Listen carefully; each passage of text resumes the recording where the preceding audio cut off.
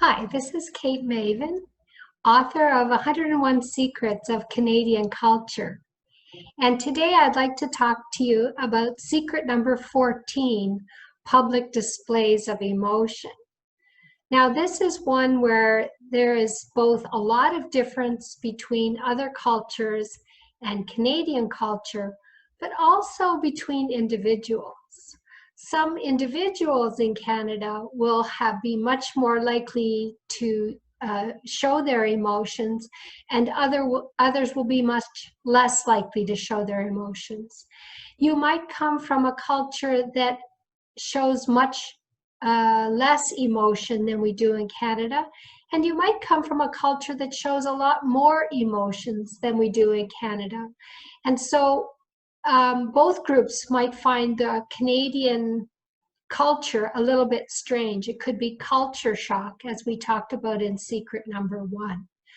So in general, I'm just going to tell you what the people I know would be like. And so that might be people in Ontario, in the GTA, in 2020, and this is my experience. So as always with the secrets that I'm sharing, I realize they do not represent everyone's experience of Canadian culture. And I certainly am not telling you that it does. So please take this with a grain of salt. Everything I say is my opinion, and you'll certainly experience things that are quite different from what I say. So when I'm talking about public displays of emotion, I'm talking about showing emotion in public. I'm talking about crying in public and shouting in public and touching other people in public.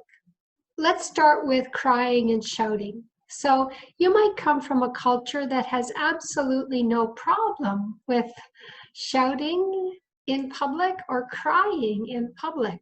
But I think because Ontario has a heritage that came from the British culture, for us, crying and shouting in public is really not acceptable. Of course, if you're at a funeral and you cry, that's normal. But even so, it's a little bit embarrassing. So if I cry at a funeral, I try to cry quietly, believe it or not. And, if when my father passed away and when my brother passed away, I stayed home from work for a few days. But when I went back, I was very, very sad, but I did not cry at work. We have a saying, I know I've mentioned it in another secret, leave your problems at the door. And that applies to your emotions. So there's a kind of British expression called stiff upper lip.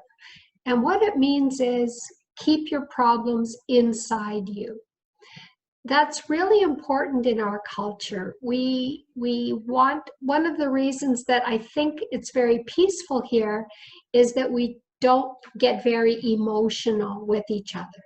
In private, of course, you can be just as emotional as you want. And with your friends and your family, of course, we have emotions the same as anybody else. I'm talking about how you might behave in public.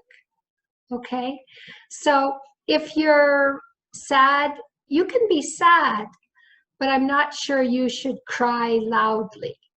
If you're angry, you can be angry, but not loudly. I will tell you in a future secret how important it is to stay polite while you're complaining, believe it or not.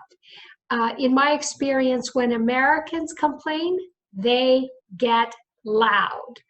And if you do that in Canada, if you go to a store and you start yelling at the customer service person, chances are they are not going to want to help you. If you stay polite, but you don't give up, you're much more likely to succeed. And I'll talk about that again in a future secret. So for today, we're talking about keeping our emotions quiet. as quiet as we can. So we don't cry in public and we don't yell in public. Now, let's talk a little bit about touching. We're in our last secret. We talked about, 2 secrets ago, we talked about physical distance. And I want to add to that to say that I would normally only touch somebody while we're having a conversation. I would normally only touch them if I have a very close relationship with them, for example, with my husband. If a friend is sad, I might rub their shoulder gently, but I would not do that to a colleague or a classmate that I did not know very well. We don't touch each other. Now, one of the culture shocks you might have is that some of us are very physical. I will hug my students, and sometimes in my ESL class, and sometimes I have had students very stiff and not very comfortable when I first hug them, because in their culture, people don't hug each other. Like maybe nobody hugs each other, and they certainly don't hug each other in public. But in Canada, some of us are kind of huggy, and that's acceptable. I wouldn't hug a man that I don't know very well. So our physical affection is usually limited to the same gender and to people that are my friends or my family. But it would be absolutely normal for me to hug my adult sons and to hug my mother. I want to tell you about a change that has happened over my lifetime. When I was a child growing up, my mother is French Canadian, and my mother's greeting was to kiss us on the lips. And so my mother kissed me, like, not romantic kiss, but a little kiss on the lips all of my life until about 5 years ago. And 5 years ago, I saw my mom, I went to kiss her on the lips, and she turned her face away. And she said, "I don't think we should do that anymore." And I said, "Okay, why not?" And she said, "People will think that we're gay." Now, I don't know if anybody is going to look at my 84-year-old mother and me and imagine that we're in a romantic relationship, but she stopped kissing me on the lips. So the physical closeness has changed. And I think the pandemic that we're experiencing now in June of 2020 is also going to change some of the closeness that some of us would have had. I'm not hugging anybody aside from my husband right at the moment, not even my children. So that has changed. Another thing you should know is that we don't normally kiss romantically in public. You will definitely see some people kissing. You will see teenagers or young adults in their early 20s. You might see them quite passionately leaning against a wall kissing, but we would not really approve of that, maybe any more than you would. Or you might come from a culture where everybody does that and nobody's even going to notice. But here, I would not normally kiss my husband romantically in public. But you might see people holding hands.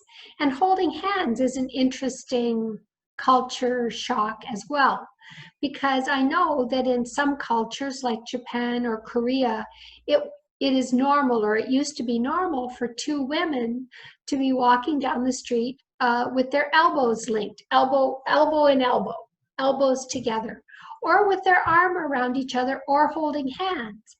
And I know in some cultures, in India, for example, men will walk holding hands. They might walk holding pinkies, and there's nothing gay, there's nothing homosexual about it.